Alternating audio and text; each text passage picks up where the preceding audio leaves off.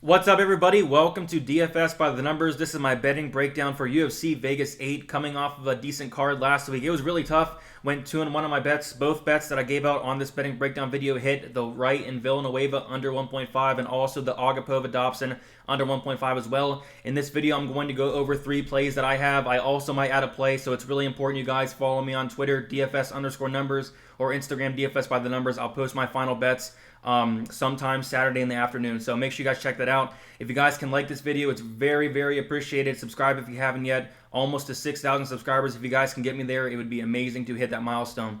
But as always, going to quickly go through this betting breakdown as fast as possible, not going into much detail. If you guys want to, get into detail and you listen to the breakdowns, I posted a breakdown on Wednesday, and I also did a final thoughts video on Friday evening. I recommend going to check out both of those. They're very, very important to get my actual thoughts. This is strictly betting related, straight to the point. I'm just talking some bets here. So we'll start with the first fight of the night, Sean Brady versus Christian Aguilera, and a lot of my night is riding on Sean Brady. I have 2 bets involved with him. I have the Sean Brady inside the distance for plus 150. I really like that line. Aguilera has been finished 4 times by strikes against lower level opponents. He seems to really start to get tired after that first round. I think Brady's going to be able to grind him out, take him down, maybe find a submission or even a ground and pound victory later in the fight. Aguilera is pretty much first round or bust. So I think Brady's going to win this fight. I also have him in the first leg of my 2-leg parlay. I like him quite a bit. He's my most confident play. I think he gets it done. And like I said, a lot of my night is riding on Sean Brady. Emily Whitmire versus Polyana Vian, a low-level women's fight that I really don't want to bet either way.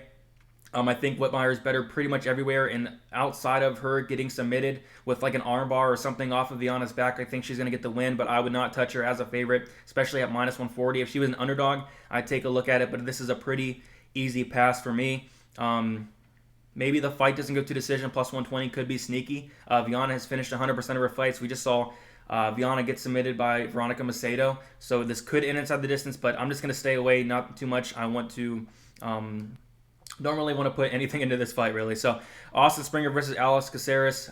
I think Alex Caceres gets it done, and probably by decision. Plus 125 is not good enough for me. Springer came in 6 pounds overweight. I don't know if he's going to have the gas tank to really, keep the same pace throughout all 3 rounds. I think he's going to probably come out hot in that first round. And, Caceres is a tough dude. He has a nice chin on him. The only time Caceres loses really is, by submission. So I like Caceres to get a decision here. Not something I want to put my money on, especially at like minus 180, minus 200. You just don't want to bet Caceres as a big favorite like that. Alessio Charico versus Zack Cummings, and I have not placed this bet yet, but I'm looking really close at this Charico line, especially seeing Cummings at the weigh-ins. He looked not so great, and Charico looked pretty good, and I was picking Charico even before the weigh-ins. I think he's going to throw a little bit more output, maybe land a takedown or 2. I think he's the faster fighter, the younger fighter, and I don't know, I like him to win this fight. So if he can get to like plus money, I'll definitely hop on. So make sure you guys tune in to my social media accounts, and I'll definitely be posting if I do decide to take the bet on Charico. I'm very, very close to, just haven't pulled the trigger yet. Charico by decision plus 160 is not a bad deal as well. Cummings has never been finished. He has a chin of steel, so that plus 160 is not a bad deal, but I'd probably just take it straight up just to be on the safe side. Mallory Martin versus Hannah Cyphers. I like Mallory Martin to win. I'm pretty confident in it, but, women's MMA, anything can really happen. I think if Cyphers is able to stuff the takedowns and keep this on the feet, it could be relatively close, but ultimately I do see Martin getting her down. I was looking at Martin inside the distance at plus 240. I was thinking about putting some on that, but ultimately I am probably going to pass. I'm just going to sit back and enjoy the fight. Just don't really want to put my money into a fight like this. Cyphers has been finished 5 of her 6 fights, so she's lost inside the distance 80% of the time. Of course, that's against better competition, so we got to factor in that, but most likely Mallory Martin does get it done. I just don't really want to put my money on this fight. Impa Kasangane versus Maki Pitolo. This is a straight-up pass for me as well. Honestly confused why Impa is the favorite here. I think it should probably be Pitolo. He has the more experience. He's the more dangerous fighter. I guess if I had to play it, maybe Impa by decision plus 175, but ultimately I'm going to stay away. If you're on Impa, minus 130 is not a bad bet to bet straight. If you're on Pitolo, I think you're getting some value there. Like I said, this probably should be a pick'em. Impa is still fairly young in his career. He started MMA in 2017. He's still very green on the feet. He's hittable. I do think he's going to be able to take down Maki Pitolo and grind him out. But if Pitolo is able to stuff those takedowns, keep it on the feet, I think Pitolo has a great shot to win. So this is a very close fight. I'm personally going to stay away, but good luck to either. Good luck to you guys if you're betting either side there. Magomed Ankalaev versus Ion Cutelaba. And this is my next bet of the night. I have the under 1.5. I got it at plus 105. So we saw what happened in the first fight. Cutelaba in all his fights, it seems like he comes out there, like a madman, and he tries to end the fight early. I see nothing different here. Both these guys don't like each other. I would be very surprised if Cutelaba came in there and said that I'm going to take a smart approach. I'm going to kind of sit back and feel out the fight. I don't think that's going to happen. I think they're going to get right to it, and it's really hard to see this going past the 1.5 mark. And we're getting at plus money, so I could not pass it up. I put 1 unit on that. And then Ricardo Llamas versus Bill Algeo. I like Llamas a lot in this fight. He's fought the way better competition. He's losing to guys like Josh Emmett, Calvin Kattar, Max Holloway, the best of the best. Algeo has fought nowhere near the competition of Ricardo Llamas. And I guess what we got to worry about in Llamas fights is his chin.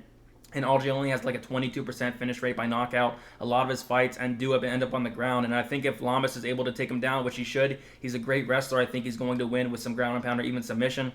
I have Llamas. He's my second leg of my parlay. I have 2.5 units on Brady and Llamas at minus 150. It's my biggest play of the night. I'm pretty confident they get it done, as long as Llamas isn't really shot or anything. And I wanted to wait until weigh-ins to see what Llamas looked like on the scales, and it checked out. He looked fantastic, so I think he gets it done, probably inside the distance. But I'm just gonna have him in my parlay. If you want plus 105 for Llamas to finish, isn't a bad deal. Plus 350 by sub isn't bad as well. He's a second-degree black belt. Algeo's a black belt himself, but I have seen him taken down multiple times. I've seen him make mistakes on the mat that are just not going to slide against Ricardo Llamas. Alexa Grosso versus Gion Kim. A fight I want to stay away from. The line was like minus 330. Grosso early in the week. The line is coming down a little bit, as it should. I think Kim is live in a way. She hits hard. She's going to have a 6-inch reach advantage. But at weigh-ins, Grosso didn't look too small in there, so I think she'll be fine. Grosso is the faster fighter, and a lot faster, if to say the least. Like, Kim's very slow on the feet. I think Grosso is going to win a decision. Minus 150 for Grosso by decision is not a bad look.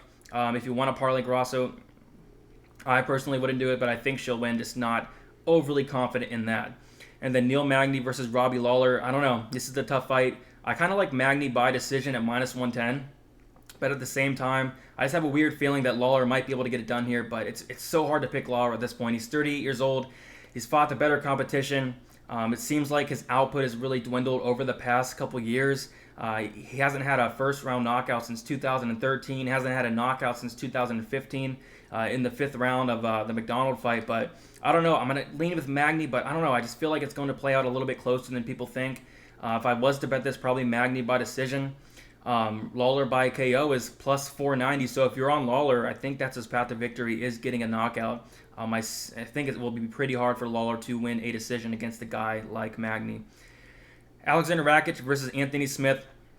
Rakic minus 250, Smith is plus 230. I mean, I broke this fight down a couple times this week, and I don't know. I think it's going to play out a little bit close, especially I think Rakic is going to win the first round. It's just how's Rakic going to look in round 2 and round 3 when Anthony Smith is going to be right there. Anthony Smith, kind of usually takes the first round, second round off, and he comes back in that 3rd round, and he's going to be there. He's going to be there, and I think it's going to be a really good fight, maybe close. I don't really see Rakic getting him out of there. So I kind of like Rakic by decision at plus 215. Smith is very, very durable and very, very tough. I don't really see Rakic finishing him. If he does, it's probably in the 1st round. So maybe take a look at the Rakic 1st round prop. I see a lot of people taking a shot on Anthony Smith, and honestly, I don't hate that one bit because I think this line's off. I mean, Rakic is still very untested.